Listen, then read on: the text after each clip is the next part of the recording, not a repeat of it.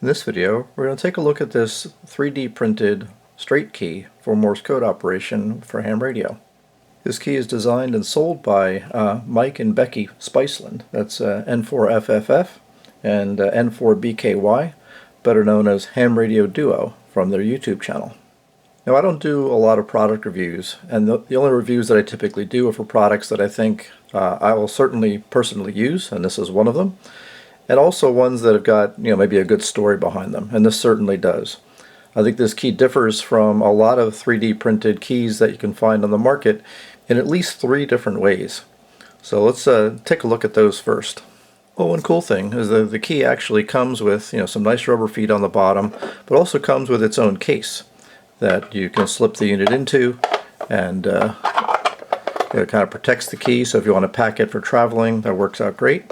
You can also turn this thing around and stick the key into the base and actually use it as a little bit of an elevated stand. Another very interesting aspect about this key is that its size. Most of the 3D printed keys that you see out there are relatively small, designed to maybe be packed in a pack to use portable and things like that. And this one certainly could be packed away because it's protected by that case. But the dimensions of it were actually intentional in terms of this size. Now, the problem with a lot of those smaller keys is they don't really have a good feel. And I think Mike and Becky really wanted this key to have a good feel to it, and be nice and solid, and also just feel very natural to use. So in order to do that, they actually took inspiration from the famous J38 key. So in fact, if you take a look at this, the geometries are virtually identical. The dimensions from the fulcrum, or the pivot point here, back to where the stop is identical between the two keys. The distance from the fulcrum to the suspension, in this case a spring, in this case a magnet, is identical. And the dimension from that fulcrum out to the key itself is again identical. And even the height of the key, the paddle if you will, is identical to the J38. So the idea was to make this thing basically as close as possible in geometry to the J38, so it would feel like a J38 and feel and operate in a nice, snappy, solid way. Now, the third thing that makes this key very unique is that Mike and Becky feel very strongly about giving back to the ham radio community and helping to draw new people into the CW experience. And they do that through their educational YouTube videos, as well as even some online website tools to enhance the CW user experience. Now, when it comes to this key, what they've decided to do is for every key they sell, that helps to contribute funds for them to build more keys to provide to new CW operators just getting into the hobby. So a really great way to give back, and I absolutely love that. Let's take a look at some of the mechanical features. They use some really nice brass hardware here. For there, and for the contact point down there is a nice brass screw as well. They've used a really nice strong magnet as a return instead of a physical spring.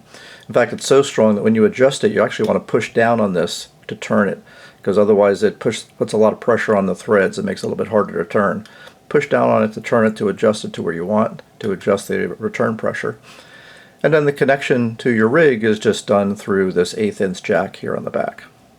And they've even gone so far as to providing a tool with a, basically a little hex wrench that you can use to adjust the mechanical stop to adjust the travel for the key itself. So that comes along with it.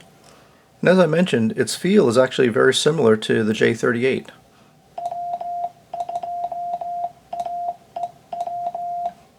And now we'll switch over to the Becky and Mike key.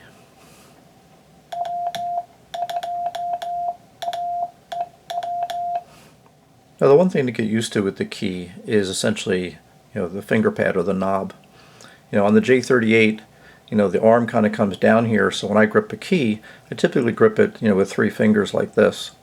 And I do the same thing on this key, and my forefinger kind of touches the arm instead of kind of the edge of the knob, if you will. Just a little something to get used to. But the reason they did this is they wanted this key to be nice and rigid, so it had a good snappy feel like the J38. So by making the key kind of fat, or the arm kind of fat, you're not going to get the springiness that you typically get from a plastic assembly. So a small price to pay in my mind. And I know they've been toying with the idea of designing one with a Navy style knob like this back here, so you can kind of grip with the Navy type knob as well.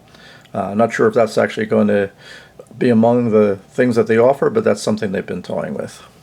So there's your short review and introduction to this 3D printed key from the HamRadioDuo, Mike and Becky, N4FFF and N4BKY. I will put some links down below to the HamRadioDuo website and store, as well as the YouTube channel, and if I can find some links to some of the other online tools and websites they've developed, I'll put them there as well.